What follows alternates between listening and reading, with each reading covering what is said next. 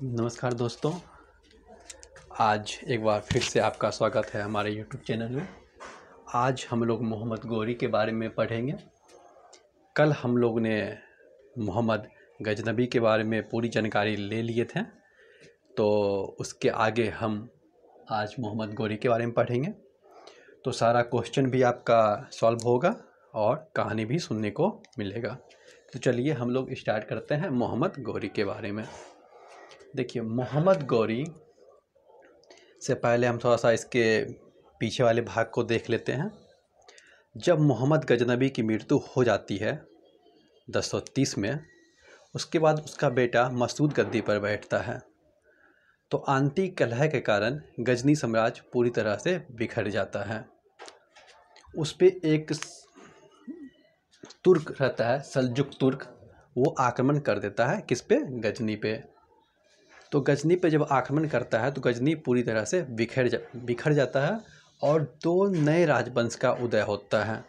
पहला ख्वारिज्म वंश, दूसरा गौर वंश।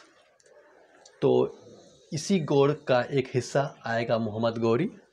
तो थोड़ा सा इसीलिए हम गौर वंश के बारे में जान लेते हैं। देखिए, गौर वंश के जो लोग थे पहले बुद्ध को मानते थे, लेकिन जब गजनी का शासक बना तो उन्होंने गौर प्रदेश को जीता और वहाँ पे इस्लाम धर्म को विस्तृत किया। कुछ इराक के लोग भी आके गौर प्रदेश में बस गए थे। तो गौर प्रदेश जो है वो गजनी और हेरात के बीच में पड़ता है। ये सब अफगानिस्तान के आसपास की एरिया है। तो ईरान से जो आके ये लोग बसे थे, इसलिए इस लोग को हम लोग संसवनी वंश का भी कहते हैं। तो गौरी कौन सा वंश का था? संसवनी वंश का। तो इतना डिटेल हम लोग ले लिए कि सल्जुक तुर्क आक्रमण करता है गजनी पर, गजनी बिखर जाता है और दो नए राजवंश का उदय होता है, ख्वारिज्म वंश और गौर वंश। तो गौर जो प्रदेश पे शासन करता है, तो गौरी का बड़ा भाई गियासुद्दीन गौर कब से कब तक शासन करता है? 1163 से 1202 ईस्वी तक शासन करता है। कौन? गियासुद्दीन, जो कि गौरी का भाई रहता है।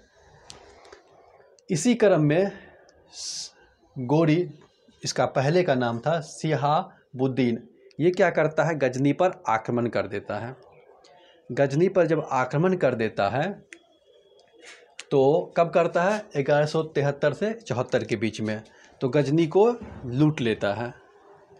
जब गजनी को लूट के जीत लिया तो इसका भाई जो रहता है गियासुद्दीन, वो शिहाबुद्दीन यानी कि गौरी को बोलता है कि तुम गजनी पे राज करो। ठीक है। तो गजनी पे कौन राज करता है? मोहम्मद गौरी। और गौर प्रदेश जहाँ से ये लोग निकल के आए थे वहाँ पर कौन राज करता है? तो गौरी का भाई गियासुद्दीन गौर। देखिए, मोहम्मद गौरी के बारे में हम लोग आप पढ़ेंगे। मोहम्मद गौरी बहुत ही महत्वाकांक्षी था। तो महत्वाकांक्षी था तो ये देखिए, गजनी, गौर, यहाँ पे ख्वारिज्म का शासन था। तो ये लोग, गजनी के जो शासक थे गौरी, इधर तो बढ़ नहीं सकता था, इसका भाई था, और इसका भाई और इधर बढ़ता, इसको ख्वारिज्म से टक्कर लेना पड़ता मोहम्मद गौरी को। और ख्वारिज्म खुद विकसित शक्तिशाली शासक था या वंश था। तो गौरी क्या करता है? सोचता है भारत की तरफ जीतना प्रारंभ करते हैं। ठीक है। और इसका उद्देश्य रहता है गजनबी से बिल्कुल विपरीत। गजनबी का क्या उद्देश्य था? धन लूटना, इस्लाम का प्रचार करना। और इसका उद्देश्य क्या होता है? साम्राज्य विस्तार करना, यानी कि साम्राज्य को फैलाएंगे। इसी एवज में 1175 ईस्वी में गौरी का पहला आक्रमण होता है। कहाँ पे? मुल्तान पे। मुल्तान पे गौरी का पहला आक्रमण होता है और गौरी इसमें सफल हो जाता है। तो गौरी का पहला सफल आक्रमण 1175 ईस्वी में कहाँ पे? तो मुल्तान पे। ठीक है। इसके बाद गौरी 3 साल के बाद 11 जुलाई 1178 को आक्रमण करता है। कहाँ पे? तो गुजरात पे। तो गुजरात में एक वंश उस समय था, चालुक्य वंश। ठीक है, चालुक्य वंश था। इसके राजा थे भीम द्वितीय, या इसका एक और नाम है मूलराज द्वितीय। इसकी माँ विधवा माँ रहती है नायिका देवी। ये बहुत ही साहसी रहती है महिला, और भीम द्वितीय के कार्य या शासन चलाने में मदद करती हैं। तो माउंट आबू पे, पर्वत के निकट माउंट आबू के आसपास गौरी और चालुक्य वंश के जो शासक थे भीम द्वितीय के बीच में युद्ध होता है। इसकी माँ नायिका देवी के प्रयासों से गौरी बुरी तरह से पराजित हो जाता है। तो गौरी जब बुरी तरह से पराजित हो जाता है तो पूछा जाता है भारत में गौरी का प्रथम पराजय कब हुआ था? तो 1178 में। कौन क्या था? तो भीम द्वितीय क्या था। किसकी सहायता से? नायिका देवी की सहायता से। ठीक है। तो इसके बाद जब ये गुजरात के क्षेत्र में हार जाता है तो सोचता है कि अब हम पंजाब के तरफ से, मुल्तान पंजाब की तरफ से होते हुए भारत में प्रवेश करेंगे, यानी कि इधर से अगर रास्ता नहीं जीत पा रहे हैं तो उधर से जीतेंगे। देखिए, गजनबी और मोहम्मद गौरी के आक्रमण के बीच में 148 वर्ष का कम से कम डिफरेंस था। तब पर भी हमारे जो भारतीय स्थिति थी, राजवंशों में नाम में परिवर्तन हुआ लेकिन एकजुटता में परिवर्तन नहीं हुआ। आज भी यहाँ बिखरे बिखरे लोग थे, अलग अलग राजवंश अलग अलग बिखरे हुए थे। राजपूतों का ज़्यादा वर्चस्व था लेकिन उसमें मित्रता नहीं थी, एक दूसरे को के राज से ज़्यादा अपने राज को विस्तृत करने में सब कोई लगा हुआ था। तो उसके बाद मोहम्मद गौरी 1179 में पेशावर पर विजय प्राप्त करता है, यानी कि 1179 में पेशावर पर विजय प्राप्त करता है। कौन? मोहम्मद गौरी। उसके बाद 1185 में क्या करता है? सियालकोट को जीतता है। 1186 में लाहौर पर विजय प्राप्त कर लिया। अब देखिए, लाहौर तक घुस गया, पाकिस्तान तक वो जीत गया। तो पाकिस्तान तक जो जीत के चला आया, अब क्या होता है कि वो और आगे बढ़ता है। तो पंजाब को जीतने के क्रम में, यानी कि देखिए यहाँ पे लिखा हुआ है कि भटिंडा पर अधिकार करने के क्रम में, भटिंडा कहाँ है? पंजाब में। भटिंडा पर अधिकार करने के क्रम में पृथ्वीराज चौहान से तराइन का युद्ध होता है, मोहम्मद गौरी का। तो मोहम्मद गौरी जीतना चाहता है क्या? भटिंडा को, लेकिन भटिंडा को बड़ी मुश्किल से पृथ्वीराज चौहान 13 महीने किलेबंदी करने के बाद जीता था। तो जब भटिंडा को जीतने के लिए गौरी आगे बढ़ता है तो पृथ्वीराज चौहान इसको रोकने के लिए तराइन के युद्ध में मैदान में चले जाते हैं, तैयार रहते हैं, अपने सैनिक तैयार करते हैं सैनिक के साथ। देखिए, पृथ्वीराज चौहान के बारे में थोड़ा सा डिटेल ले लेते हैं। अजमेर राजस्थान के पास है, यहाँ दिल्ली। तो अजमेर में चौहान वंश का शासन था और दिल्ली में भी चौहान वंश का शासन था। तो पृथ्वीराज तृतीय के पिता थे पृथ्वीराज द्वितीय। इन्होंने अपना शादी दिल्ली की राजकुमारी से किए थे, और दिल्ली के राजकुमारी के जो पिता थे उनको कोई भी पुत्र नहीं था। जब पृथ्वीराज द्वितीय की मृत्यु होती है तो पृथ्वीराज तृतीय गद्दी पर बैठता है अजमेर के। उसके बाद दिल्ली पे जो उसके नाना शासन कर रहे होते हैं वो घोषित कर देते हैं कि दिल्ली का भी शासन पृथ्वीराज तृतीय ही है। तो पृथ्वीराज तृतीय, जिसको हम पृथ्वीराज चौहान या उर्फ राय पिथौरा के नाम से जानते हैं, राय पिथौरा का भी नाम से पृथ्वीराज चौहान को ही जानते हैं। तो इनका शासन कहाँ से कहाँ तक रहता है? अजमेर से दिल्ली तक। उसके बाद देखिए, कन्नौज जो उत्तर प्रदेश के इलाके में पड़ता है, कि गहवाल शासक कौन था? जयचंद। तो अच्छा, जयचंद की एक बेटी थी संयोगिता। तो पृथ्वीराज चौहान संयोगिता को बलपूर्वक उठा के ले जाता है और उससे शादी करता है संयोगिता से। तो इस कारण पृथ्वीराज चौहान और जयचंद्र में बनता नहीं है, टक्कर रहता है। इसी क्रम को आप आगे देखिएगा। तो जब तराइन का प्रथम युद्ध होता है या द्वितीय युद्ध होता है तो जयचंद्र सपोर्ट नहीं करता है पृथ्वीराज तृतीय को। पृथ्वीराज तृतीय हमेशा याद रखिएगा, क्योंकि सिकंदर तृतीय ही भारत पर आक्रमण किया था। उस समय भी सिकंदर तृतीय, यहाँ भी पृथ्वीराज तृतीय। तो तराइन का प्रथम युद्ध कब हुआ था? मोस्ट इंपॉर्टेंट क्वेश्चन, 1191 को तराइन का प्रथम युद्ध हुआ था। ठीक है, किसके बीच में? तो पृथ्वीराज चौहान और गौरी के बीच में परिणाम क्या निकला? तो गोरी की पराजय हुई। गोरी की क्या हुई? पराजय हुई, इसका परिणाम। अच्छा, इसके पृथ्वीराज की तरफ से कौन सेनापति था? स्कंद, गोविंद राय और पद्म सात, ये तीनों सेनापति थे। गोरी की तरफ का कौन सेनापति था? ऐबक, यलदोज, कुआबजा, खालमेल, इलाही। तो ये सेनापति थे। तो नाम याद रखिएगा, ऐबक, यलदोज, कुआबजा, खालमेल, इलाही। तो ये सब बख्तियार जी खिलजी सब, ये सब आपको देखने के लिए मिलेगा आगे, ठीक है। तो तराइन की प्रथम युद्ध 1191 को हार हो जाती है किसकी? गोरी की। तो गोरी चला जाता है, लेकिन उसे अपने हार का बदला लेना रहता है। वो बहुत अपने आप को मतलब कि सोचता है कैसे हार गए। तो वो अपने सैनिक को तैयार करता है, अपने चुनिंदा सैनिक को भर्ती करता है कि युद्ध के लिए। पृथ्वीराज इधर क्या सोचता है ना कि अरे चलो, हम तो उतने अच्छे से नहीं लड़े तो भी हम लोग जीत गए, तो अब जब आएगा दोबारा तो अब तो आएगा ही नहीं, अगर आएगा तो भी हरा देंगे। पृथ्वीराज चौहान एक गलती करता है, तराइन के इस युद्ध में गोरी को मार देना चाहिए, लेकिन वो छोड़ देता है। तो तराइन का द्वितीय युद्ध 1 साल के बाद ही तराइन का द्वितीय युद्ध होता है 1192 में। किसके बीच? तो सेम गोरी और पृथ्वीराज चौहान के बीच में। गोरी और पृथ्वीराज चौहान के बीच में होता है तराइन का द्वितीय युद्ध। इस युद्ध में कहा जाता है गोरी के पास 1,20,000 चुनिंदा सैनिक।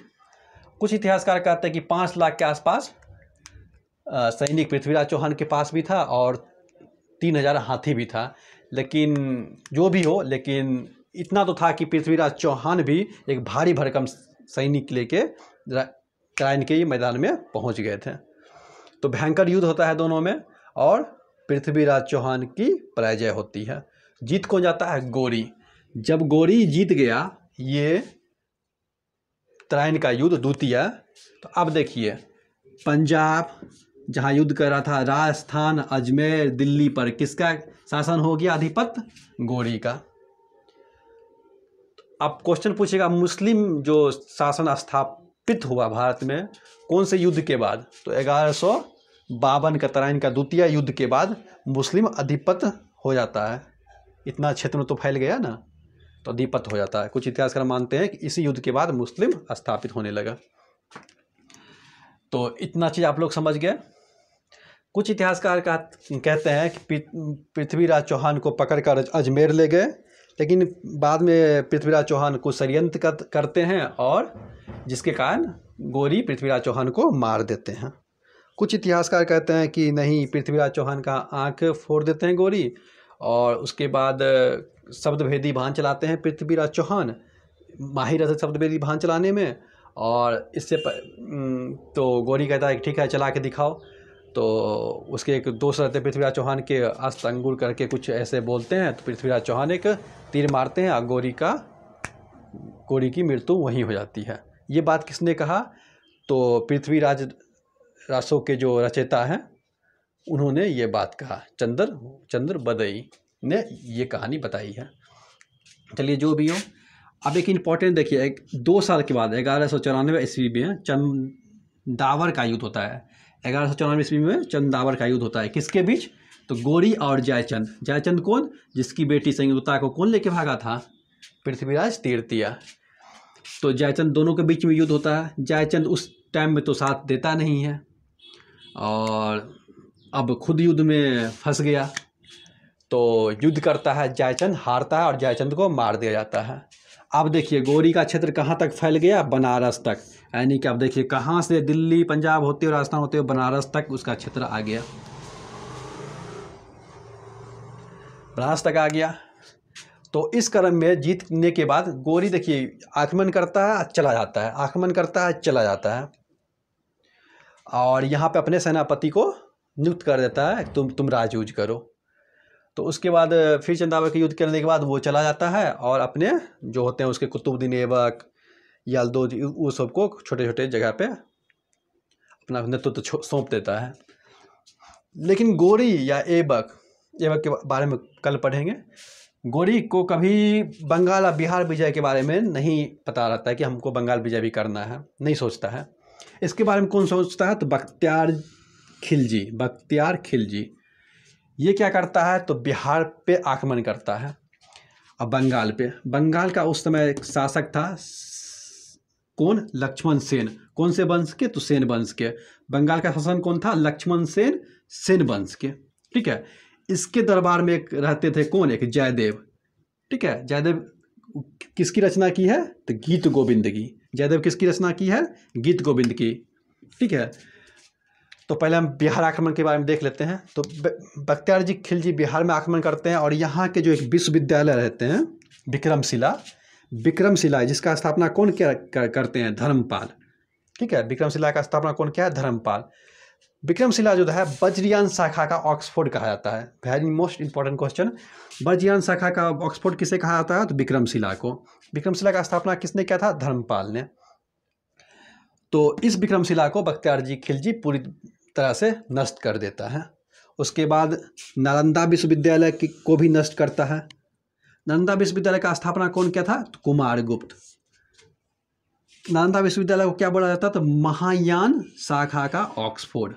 वज्रयान का शाखा का ऑक्सफोर्ड किसे, विक्रमशिला को, और महायान शाखा का ऑक्सफोर्ड किसे, नालंदा विश्वविद्यालय को। तो कहा था नालंदा विश्वविद्यालय में को आग लगा दिया था और 30 दिन तक, इतनी किताबें थी नालंदा विश्वविद्यालय में कि 30 दिन तक चलती रही किताबें। तो उसके बाद गौरी अपने प्रदेश में जो उसका शासन रहता है वहाँ पे बिजी हो जाता है। 1202 में उसका भाई का मृत्यु होता है। तो गौरी गजनी से लेके गोरपुरा प्रदेश तक, यहाँ इधर भारत तक उसका शासन रहता है। तो कुछ टाइम उधर वो अपने ख्वारिज्म से उलझ जाता है। तो ख्वारिज्म से जब उलझता है तो ख्वारिज्म तो बहुत शक्तिशाली था जो, तो गौरी बुरी तरह से पराजित होता है। तो भारत में एक अफवाह फैल जाता है कि गौरी मारा गया। तो बहुत से जो छोटे छोटे राजा थे, राजवंश थे, वो विद्रोह कर देते हैं किसके, गौरी के सेनापति सबका। तो उसके बाद फिर गौरी आता है उसको समझाने बुझाने के लिए। तो इसी क्रम में एक खोखर जाति रहते हैं। ठीक है, खोखर जाति रहते हैं, झेलम चिनाब के बीच में खोखर जाति सब रहता था, पंजाब के इलाके के पास, पंजाब और सिंध के इलाके के पास। तो ये भी विद्रोह करता है कि जब गौरी उधर हार गया तो इससे इसका प्रभाव भारत में भी पड़ता है। ये लोग गौरी का पूर्ण जोर विरोध करता है। इसी को सबक सिखाने के लिए 1205 ईस्वी में गौरी आक्रमण करता है पुनः भारत पे और खोखर जाति से युद्ध होता है। तो भयंकर युद्ध होता है। कहा जाता है कि गौरी हार जाता कि ऐन वक्त पे कुतुबुद्दीन ऐबक सैनिक लेके आ गया और गौरी को जीत दिलाई। और उसके बाद खोखर जाति को का नरसंहार किया गया, कत्लेआम किया गया। तो इस चीज़ को कभी खोखर जाति भूल नहीं पाए। तो जब गौरी वापस जा रहा था तो झेलम के पास, ठीक है, सिंधु नदी के किनारे, नदी के निकट पे एक दमदम करके कुछ था जगह, वहाँ पे 15 मार्च 1206 ईस्वी को गौरी का कत्ल कर दिया जाता है। तो इतिहासकार दो बोलते हैं। कुछ इतिहासकार बोलते हैं कि जब गौरी शाम को नमाज पढ़ रहे थे तो खोखर जाति ने ही इसका कत्ल कर दिया था। कुछ इतिहासकार कहते हैं कि चूँकि गौरी सुन्नी वंश का था, गौरी सुन्नी वंश का था, तो शिया मुसलमान ने गौरी का कत्ल कर दिया था। तो जो भी हो, 15 मार्च 1206 को गौरी का कत्ल कर दिया जाता है। एक मोस्ट इम्पॉर्टेंट क्वेश्चन पूछेगा कि गौरी चंदावर का युद्ध जब जीतता है तो एक सिक्का चलाता है जिसमें एक तरफ लक्ष्मी की आकृति और एक तरफ अरबी में कलमा लिखा रहता है। तो ये सिक्का कौन चलाता है, तो मोहम्मद गौरी। तो लक्ष्मी की आकृति का पूछेगा सिक्का कौन चलाया, तो मोहम्मद गौरी। उसके बाद वो लौट जाता है। बाद में शासन कौन करेगा, कुतुबुद्दीन ऐबक। ठीक है, दास वंश का स्थापना करेगा कुतुबुद्दीन ऐबक, राज करेगा। कहाँ से राज करेगा, लाहौर से। तो अगले क्रम में हम लोग दास वंश पढ़ेंगे जिसे मामलुक वंश भी बोलते थे। तो इतना आपको क्लियर हो गया। तो आप ध्यान में रखिएगा, सबसे पहला क्वेश्चन मोहम्मद गौरी किस वंश का था, तो संस बनी वंश का। पहला युद्ध कब लड़ा था, 1175 में जीता। दूसरा बार हार गया। तराइन का पहला युद्ध कब हुआ था, 1191 में। क्या हुआ, मोहम्मद गोरी हार गया। जीता कौन, पृथ्वीराज चौहान। द्वितीय युद्ध में पृथ्वीराज चौहान हार जाता है। कब हुआ था, 1192 में। ठीक है, तो ऐसे आप याद रखिएगा। उसके बाद 1194 में चंदावर का युद्ध हुआ था। इसमें कौन जीतता है, तो गोरी जीतता है। हारता कौन, जयचंद। जयचंद कौन होता है, तो कन्नौज के शासक रहते हैं। तो बख्तियार जी खिलजी जब बंगाल पर आक्रमण करता है, उस समय शासक कौन था, लक्ष्मण सेन। लक्ष्मण सेन के एक दरबारी कवि थे जयदेव, क्या लिखा है, गीत गोविंद। ठीक है, विक्रमशिला को ऑक्सफोर्ड कहा जाता है, कौन सी शाखा का, बर्जियान शाखा का। मंगल थी नालंदा विश्वविद्यालय को क्या बोला जाता है, तो महायान शाखा का ऑक्सफोर्ड। ठीक है, गोरी की मृत्यु कब होती है, तो 1206 में। अच्छा, कौन सा सिक्का चला है, लक्ष्मी की आकृति वाला। ठीक है, तो धन्यवाद, आप लोग अच्छे से देखिएगा और इसके आगे हम लोग नेक्स्ट चैप्टर तैयार करेंगे। जय हिंद।